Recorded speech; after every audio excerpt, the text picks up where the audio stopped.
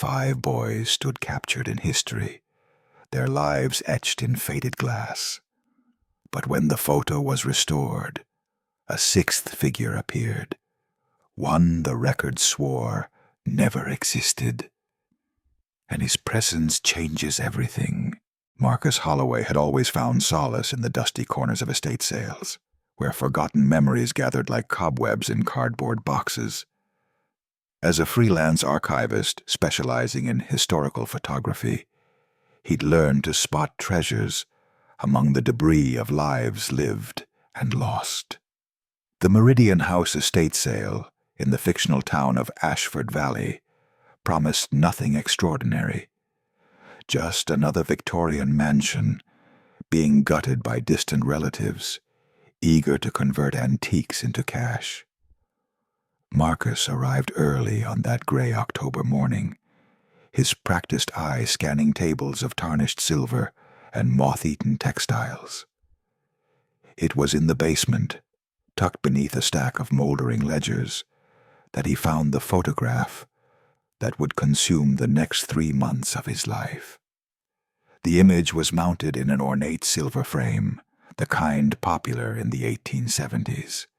5 boys stood in formal poses before what appeared to be a grand institutional building, their faces bearing the serious expressions common to photography of that era. The boys ranged in age from perhaps 8 to 14, dressed in matching dark uniforms with brass buttons gleaming even in the sepia tones. What struck Marcus immediately was the quality of the photograph, professionally taken, carefully preserved, yet somehow unsettling in a way he couldn't initially articulate. The building behind them bore an inscription partially visible above its entrance: Whitmore Industrial Academy for Wayward Youth, founded 1869. Marcus had never heard of such an institution, despite his extensive knowledge of regional history. The elderly woman running the sale, Mrs. Dorothy Fenwick, claimed the photograph had belonged to her great-uncle, Theodore Meridian, who had served as headmaster of various boarding schools throughout his career. She seemed eager to part with it for a mere $20, muttering something about too many sad stories in old pictures. Marcus paid without hesitation, drawn by an inexplicable fascination, with the 5 young faces staring back at him across nearly a century and a half. As he drove home, the photograph resting on his passenger seat, he couldn't shake the feeling that something was profoundly wrong with the image, though he couldn't pinpoint exactly what. That evening, in his home office surrounded by reference books and magnifying equipment, Marcus began his preliminary examination. Under closer scrutiny, the photograph revealed its secret slowly. The building's architecture suggested a remote location, possibly in the mountainous regions north of Ashford Valley. The boys' uniforms bore small embroidered numbers 1, 2, 3, 4, and 5, suggesting some form of institutional identification system. Most intriguingly, while 4 of the boys stood naturally within the composition, the 5th, a pale, thin child who appeared to be the youngest, seemed somehow separate, as if he existed in a different plane of the photograph. His edges were slightly blurred, his shadow fell at an impossible angle, and his eyes held a hollow quality that made Marcus's skin crawl. The more he studied the image, the more convinced he became that this 5th boy had been added to the photograph through some form of early photographic manipulation, decades before such techniques were commonly known. Compelled by professional curiosity and a growing sense of unease, Marcus decided to research the Whitmore Industrial Academy. His initial searches yielded nothing: no records, no mentions in historical documents, no trace of the institution's existence in any archive he could access. This absence of information only deepened his fascination. Marcus had encountered lost institutions before, but complete erasure from the historical record was rare, and usually indicated something significant had been deliberately hidden. As midnight approached, and his eyes grew weary from squinting at genealogical databases and newspaper archives, Marcus made a decision that would forever alter his understanding of the photograph and the dark secrets it contained. He would travel to the northern mountains, following the few architectural clues visible in the image, to find the remains of Whitmore Industrial Academy and uncover the truth about the 5 boys who had posed before its doors so long ago. Little did he know that his quest would reveal not just a forgotten tragedy, but a carefully constructed lie that had persisted for nearly 150 years. By tomorrow night, I'll either have answers, or I'll discover that some mysteries are meant to stay buried forever. Marcus's journey into the Blackstone Mountains began before dawn, his car loaded with camping gear, research materials, and copies of the mysterious photograph. The winding mountain roads led him through increasingly isolated terrain, where abandoned logging camps and forgotten mining settlements dotted the landscape like scars from a more brutal era.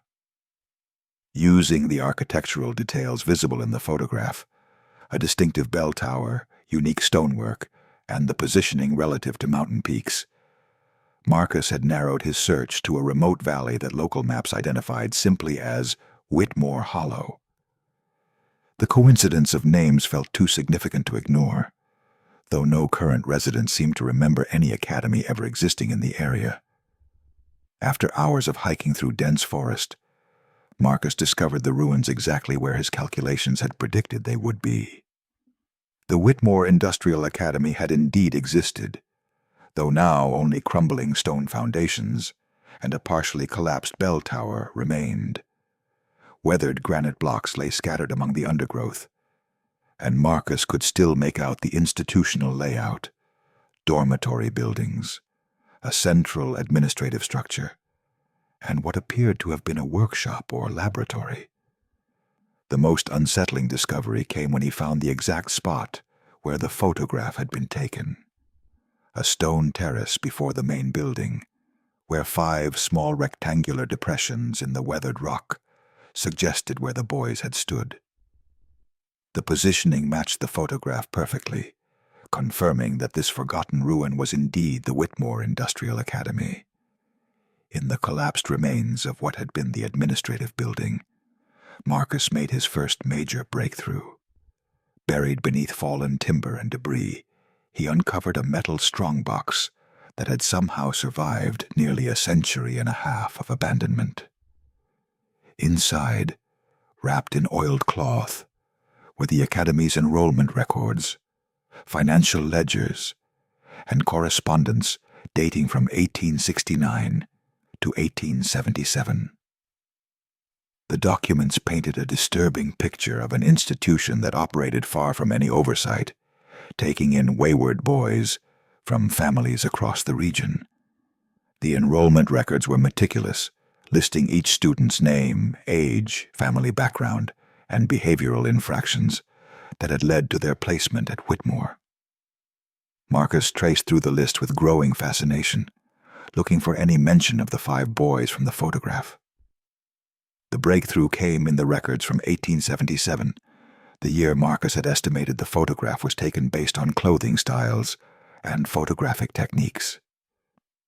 4 boys were listed as current residents: Thomas Blackwood, age 14, Samuel Morrison, age 12, James Fletcher, age 10, and William Hartwell, age 9.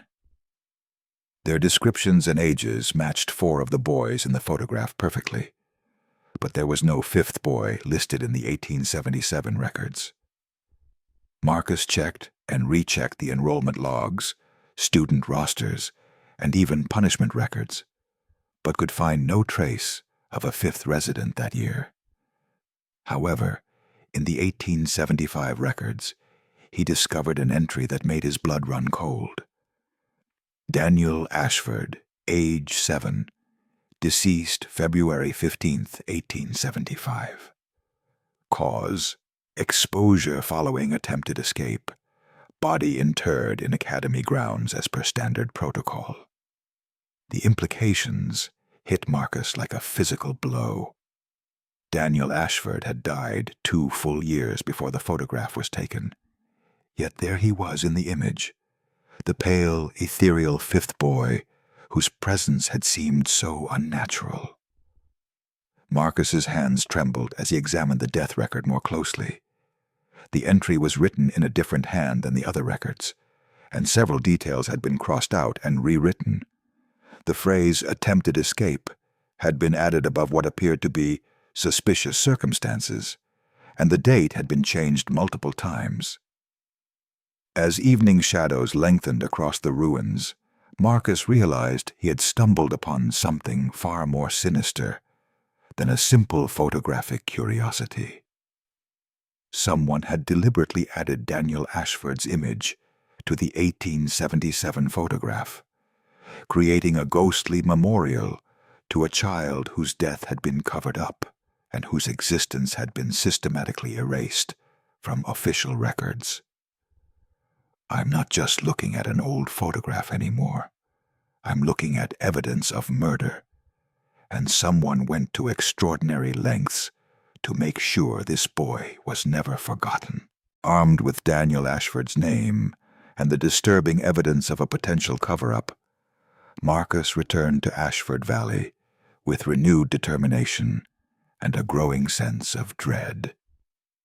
His first stop was the town's historical society, housed in a converted Victorian mansion that served as both museum and archive. The librarian, Mrs. Eleanor Blackstone, whose surname Marcus noted with interest, seemed genuinely surprised by his questions about the Whitmore Academy. She claimed no knowledge of the institution, despite her family having lived in the region for over 200 years. However, when Marcus mentioned Daniel Ashford's name, Mrs. Blackstone's demeanor shifted noticeably. She became evasive, claiming their genealogical records were incomplete, and suggesting Marcus might have better luck with the county courthouse records. The courthouse visit proved far more revealing than Marcus had anticipated. In the basement archives, buried in marriage and death certificates from the 1870s, he discovered that Daniel Ashford had been the younger brother of Sarah Ashford, who had married into the prominent Blackstone family in 1876. This connection explained Mrs. Blackstone's reaction, but raised even more disturbing questions about the extent of the cover-up. Further research revealed that the Blackstone family had significant financial interests in several industrial enterprises of the era, including a partnership with Theodore Meridian, the same man whose estate had yielded the mysterious photograph. Marcus began to see the outline of a conspiracy that reached far beyond a single tragic death at an isolated academy. The breakthrough came when Marcus discovered a cache of correspondence between Theodore Meridian and various Blackstone family members, hidden in a misfiled box of municipal records. The letters, dating from 1875 to 1878, revealed a systematic effort to cover up Daniel Ashford's death and the circumstances surrounding it. The boy had not died during an escape attempt, as the Academy records claimed, but had been killed during what the letters euphemistically referred to as disciplinary procedures. The Whitmore Academy had apparently been conducting illegal experiments on its students, primitive psychological conditioning techniques that crossed the line into torture and abuse.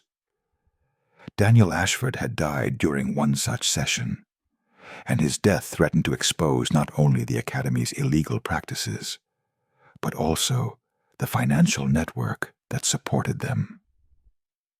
The most damning evidence came in a letter from Theodore Meridian to Harrison Blackstone, dated March 1877, 2 years after Daniel's death.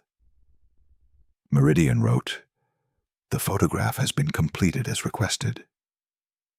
The addition of young Ashford's likeness serves as both memorial and warning. Those who know the truth will understand that the boy's sacrifice was not in vain, while outsiders will see merely another class portrait. The technique, borrowed from spiritualist photographers, is convincing enough to serve our purposes.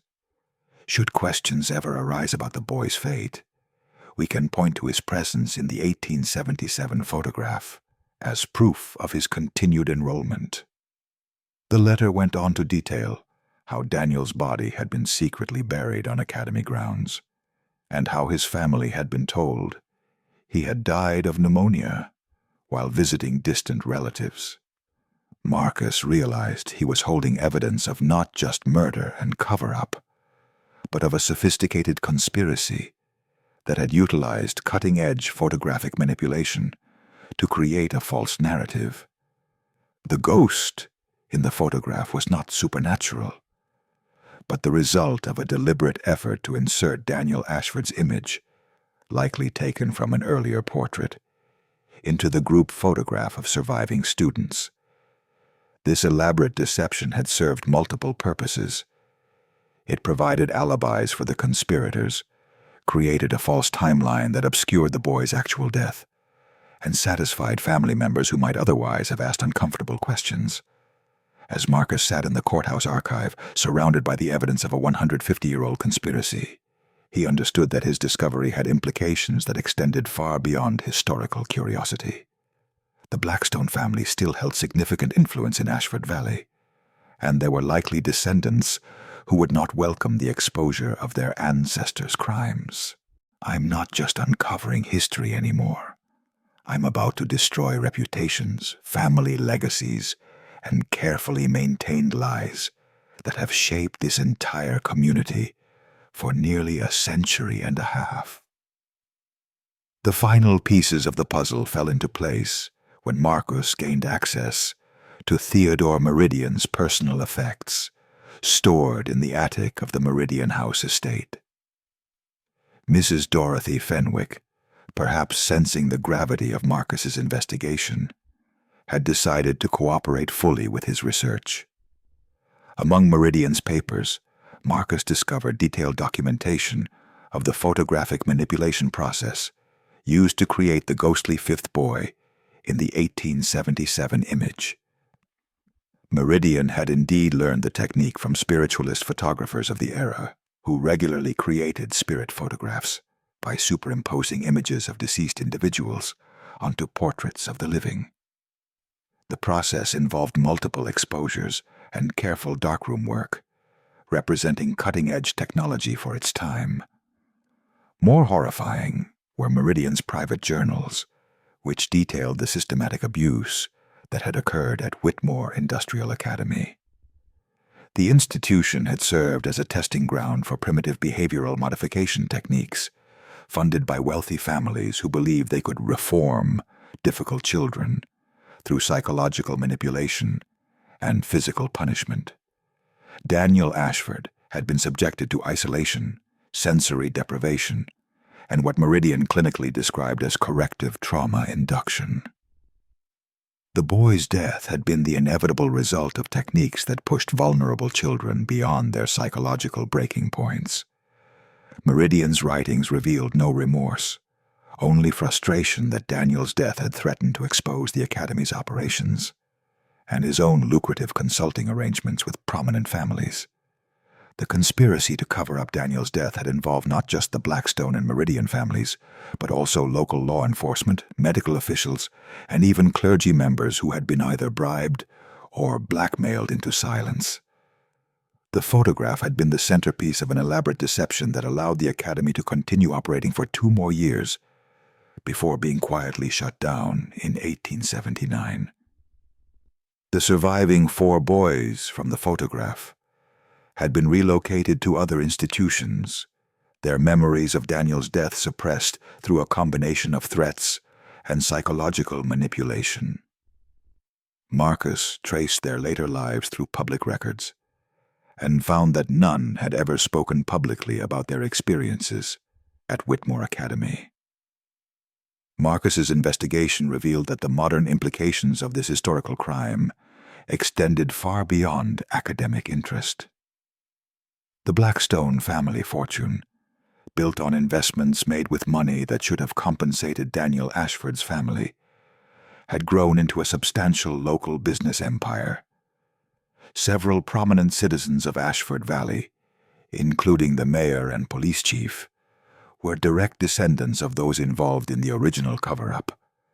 Marcus realized that exposing the truth would not just reveal a historical injustice, but would potentially trigger legal challenges to property ownership, inheritance claims, and criminal charges related to the ongoing concealment of evidence. The weight of this knowledge pressed down on him as he sat in his home office, surrounded by copies of documents that could destroy lives and reshape an entire community's understanding of its own history. As Marcus prepared his findings for publication, he contacted the one person he felt deserved to know the truth first. David Ashford, Daniel's great-great-grandnephew, who still lived in a modest apartment in Ashford Valley, while the Blackstone descendants occupied mansions built with blood money. The conversation was heartbreaking, as David learned that his family's stories about Daniel dying of illness had been lies, and that the boy's true fate had been hidden for nearly 150 years. Marcus provided David with copies of all the evidence, knowing that the young man would face a difficult choice between seeking justice for his ancestor and potentially destroying the lives of people who bore no direct responsibility for crimes committed generations before. The photograph that had started as a curiosity had become the key to unlocking a conspiracy that reached across centuries, demanding a reckoning that would forever change the quiet mountain community of Ashford Valley. The ghost in the photograph wasn't supernatural. It was something far more terrifying. The deliberate creation of a lie so perfect that it fooled everyone for 150 years until now. In the weeks following Marcus's revelation to David Ashford, the carefully maintained silence surrounding Daniel Ashford's death began to crumble like the stone foundations of the abandoned academy. David, after days of anguished deliberation, decided to pursue justice for his ancestor through legal channels, hiring a team of attorneys specializing in historical crimes and property disputes. The case attracted national attention when news outlets picked up the story of the ghost boy photograph and the century-old conspiracy it had revealed. Marcus found himself thrust into an unwelcome spotlight as the discoverer of what legal experts were calling one of the most sophisticated cover-ups in American historical records. The legal proceedings that followed were complex and far-reaching. The Ashford family's attorneys argued that the systematic concealment of Daniel's murder constituted ongoing fraud, making the crimes exempt from statutes of limitations.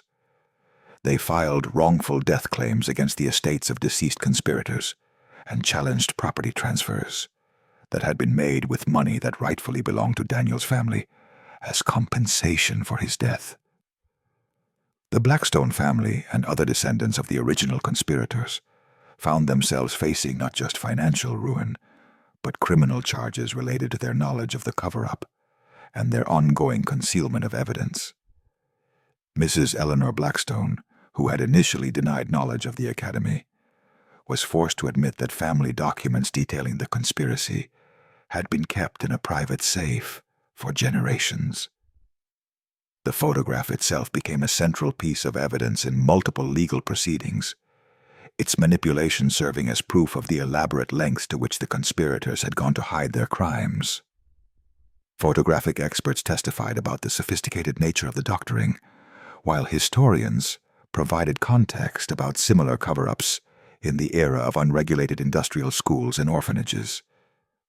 The Whitmore Academy case opened investigations into dozens of similar institutions, revealing a pattern of abuse and cover-ups that had been systematically hidden from historical records. Marcus's discovery had inadvertently triggered a nationwide reckoning with forgotten crimes against vulnerable children. The community of Ashford Valley was torn apart by the revelations. Long-standing friendships dissolved as families chose sides, and the town's carefully maintained image as a quaint mountain community was shattered by media attention and protests.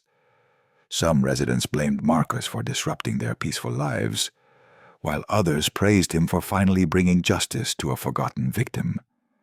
The Meridian house where the photograph had been discovered was purchased by the state and converted into a memorial museum dedicated to Daniel Ashford and other victims of institutional abuse.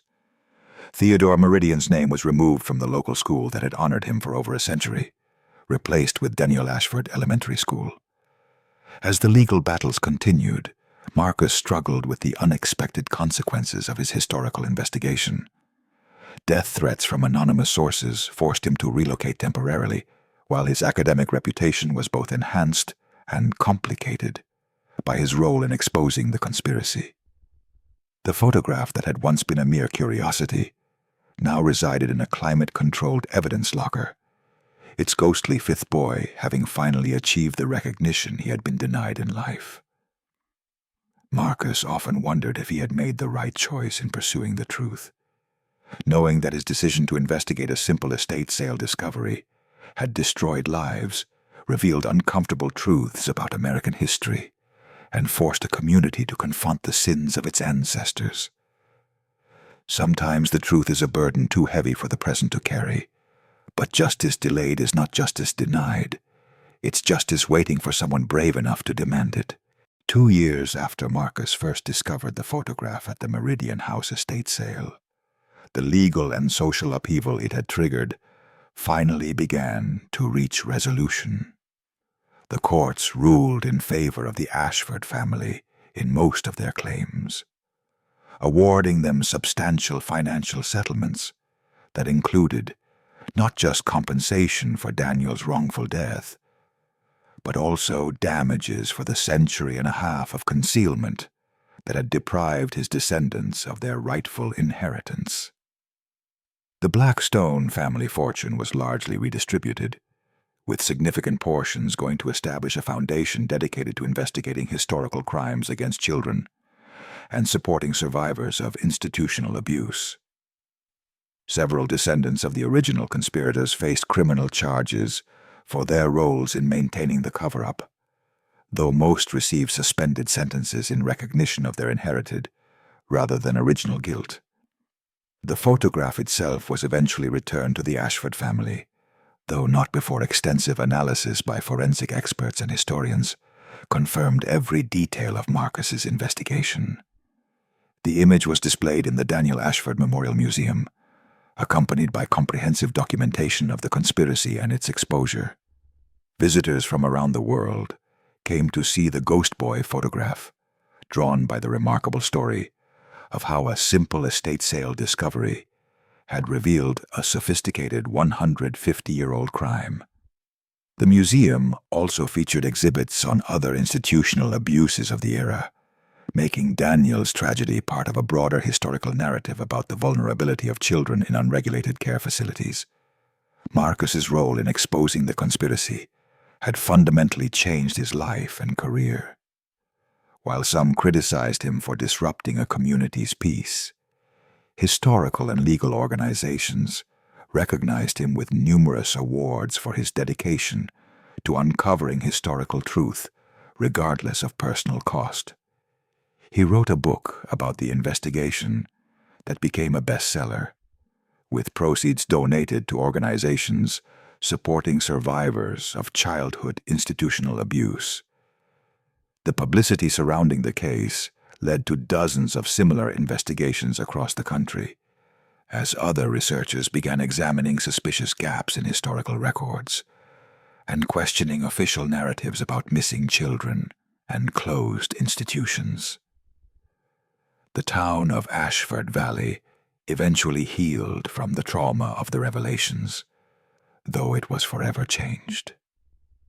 Property values initially plummeted as the community's reputation suffered, but gradually recovered as the area became known for its commitment to historical honesty and justice. The Memorial Museum became a significant tourist attraction, bringing economic benefits that helped offset the losses from the legal settlements. Many residents came to appreciate that their community had chosen truth over comfortable lies, even when that truth was painful and expensive. The annual Daniel Ashford Memorial Day became an important local observance, honoring not just his memory, but the principle that no crime, regardless of age, should be allowed to hide forever behind carefully constructed deceptions. In quiet moments, Marcus often returned to study the photograph that had changed so many lives. The 5 boys stared back at him with the same serious expressions they had worn nearly 150 years earlier. But now, he understood the full story behind their faces. 4 had survived their ordeal at Whitmore Academy and lived to adulthood carrying with them secrets they had never been allowed to tell. The 5th, Daniel Ashford, had died in agony and obscurity, but his ghostly presence in the manipulated photograph had ultimately brought justice not just to himself, but to countless other victims whose stories might otherwise have remained buried forever. The image served as a powerful reminder that truth, like light itself, finds a way to emerge from even the darkest attempts at concealment, and that sometimes the most important discoveries come from the most unexpected places. In the end, the photograph taught me that there are no such things as ghosts, only injustices waiting so long for resolution that they begin to feel supernatural, and the dead who refuse to rest until the living find courage enough to tell their stories.